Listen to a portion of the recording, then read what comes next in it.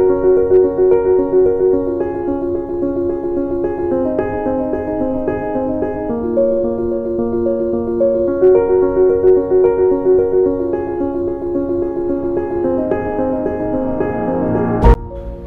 मित्रों, आदाब दोस्तों, मैं हकीम हैदर अली आपके लिए आज एक ऐसा वीडियो लेके आया हूं जिसमें हिंदुस्तान की सारी जनता परेशान है। वो रोग है शुगर। शुगर एक ऐसी बीमारी है जिससे तकरीबन 20 करोड़ लोग प्रभावित हैं। मेरा ऐसा मानना है, मेरा ऐसा अनुमान है कि इस बीमारी से हमारे देश में 150 करोड़ की आबादी है। अगर तकरीबन 20 करोड़ लोग, मैं आज आपको बता रहा हूँ इस शुगर रोग के बारे में, जो इसको दो हिस्से में मैं बताऊँगा। पहले शुरुआती दौर में शुगर का और फिर लास्ट में, कि शुगर के लास्ट में इंसुलिन जो लगता है वो आखिरी इलाज होता है। उस हिसाब से मैं आपको दो भागों में इसको बताऊँगा। तो आप वीडियो के साथ बने रहिए और मुझसे जुड़े रहिए और देखिए प्राकृतिक चिकित्सा के चमत्कार। देखिए हमारे शरीर के जो आर्गन हैं वो भी रंगीन हैं, हर रंग के हैं। फेफड़ों का आकार अलग है, उनका रंग अलग है। आंतों का रंग अलग है। पेनक्रियास का, लीवर का, हमारा रक्त जो है वो लाल है। और उस हिसाब से हमें सूरज की किरणें जो हैं रंग बिरंगी हैं। तो ये चिकित्सा पद्धति हमारे शरीर में बड़ा अच्छा असर करती है। ये एक संदेश है रंग का, और हमारे शरीर में जो आर्गन है वो रंग बिरंगे आर्गन हैं। हजारों कोशिकाएं रंग बिरंगी कोशिकाएं हैं। तो आइए मित्रों, समझते हैं शुगर रोग में इस चिकित्सा में क्या प्रभाव होता है। देखिए, किसी भी चिकित्सा पद्धति में ये इलाज नहीं है कि जड़ मूल से इस रोग को खत्म किया जाए।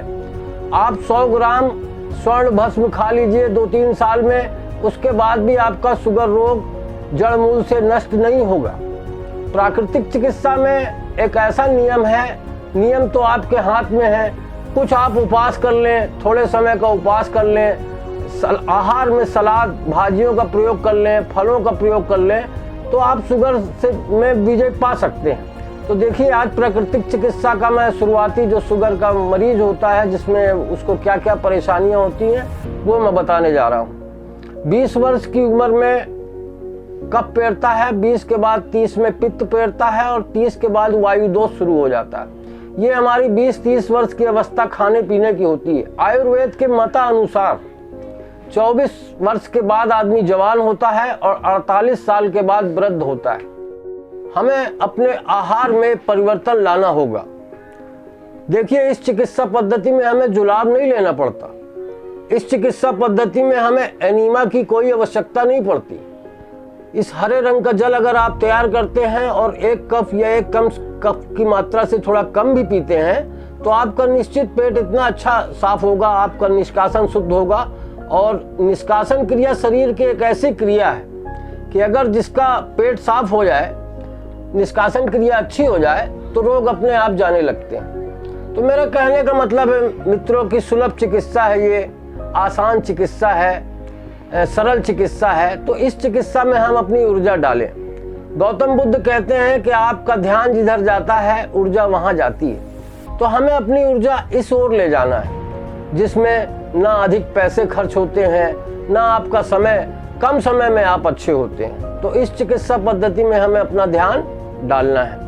देखिए, आहार का है, सुबह का जो समय होता है ये हमारे शरीर की सफाई का होता है। और प्रातःकालीन जैसे समय होता है वो हमारे बिहार घूमने का समय होता है। 12 बजे तक अगर हम थोड़े समय का उपवास कर लेते हैं, तो उपवास करने से भी रोग हमारे जो हैं वो जाने लगते हैं। जानवर अपना इलाज खुद करता है। जब बीमार होता है तो सबसे पहले खाना छोड़ देता है, और जब ठीक होने लगता है तो थोड़ा सा खाना खा के स्टार्ट करता है। वो एकदम से टूट नहीं पड़ता है। तो हमें थोड़े समय का उपवास भी करना है और इस प्राकृतिक चिकित्सा की मदद लेनी है, जो रोगों को जड़ मूल से नष्ट करती है।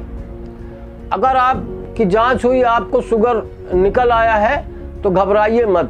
आपको बस ये समझना है कि आराम तलब बीमारी है। आपको अपनी जिंदगी आराम तलब नहीं करनी है। बिहार आपको करना है, पैदल चलना है। देखिए, बैठने से बेहतर है पैदल चलना, पैदल चलने से बेहतर है दौड़ना, और दौड़ने से बेहतर है तैरना।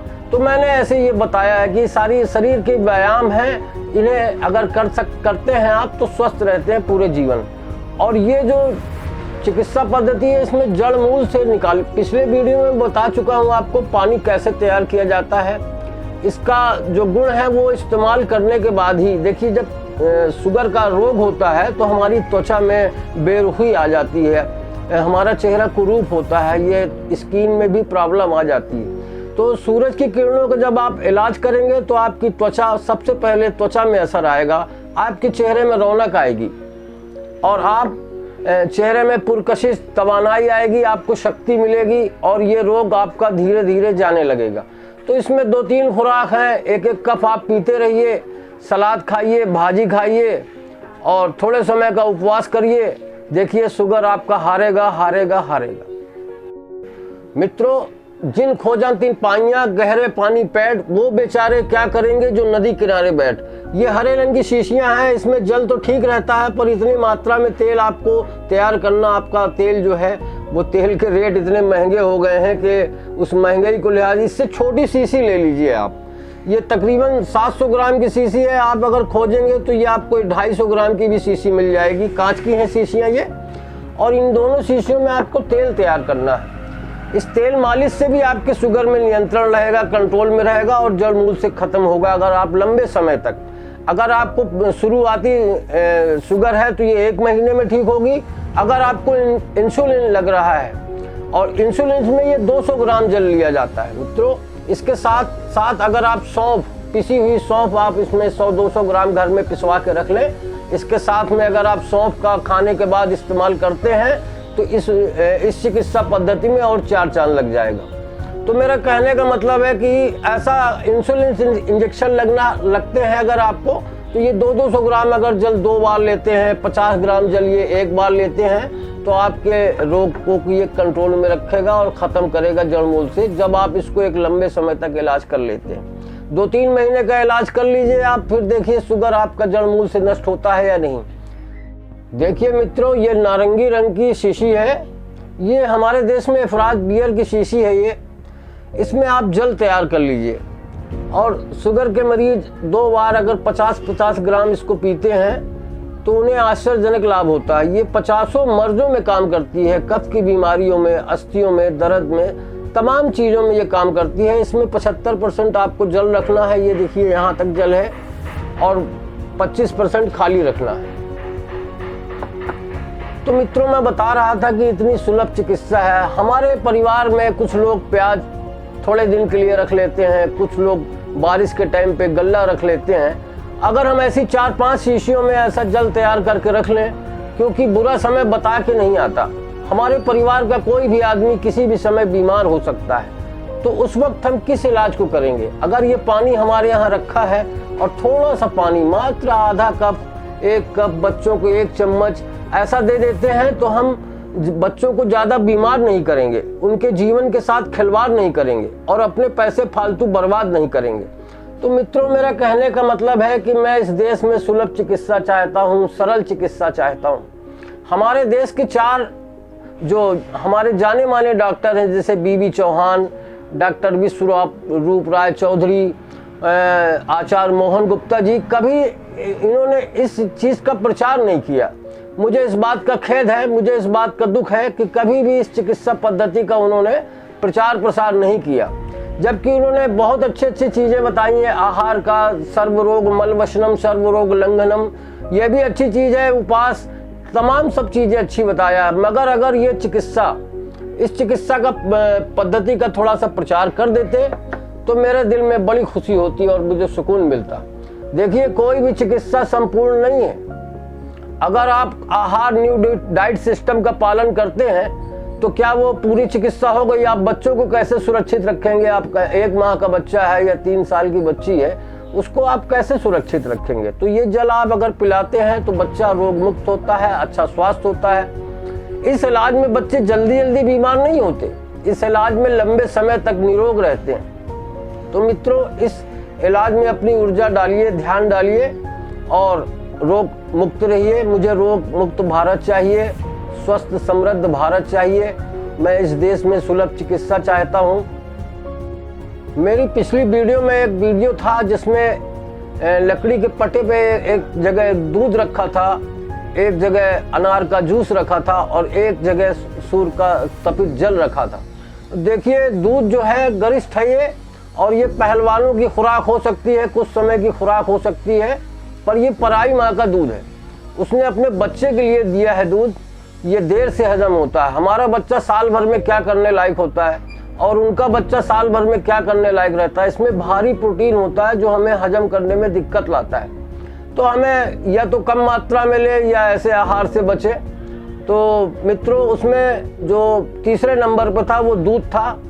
और हमारे लिए भोजन जो रस आहार है वो बहुत अच्छा भोजन है, पर औषधि नहीं है। ये सहायक हो सकता है। और सूर तपित जल ये एक ऐसा जल है जो आपको हर रोग से मुक्त करेगा। और उसमें हरे रंग की शीशी दिखाई थी हमने।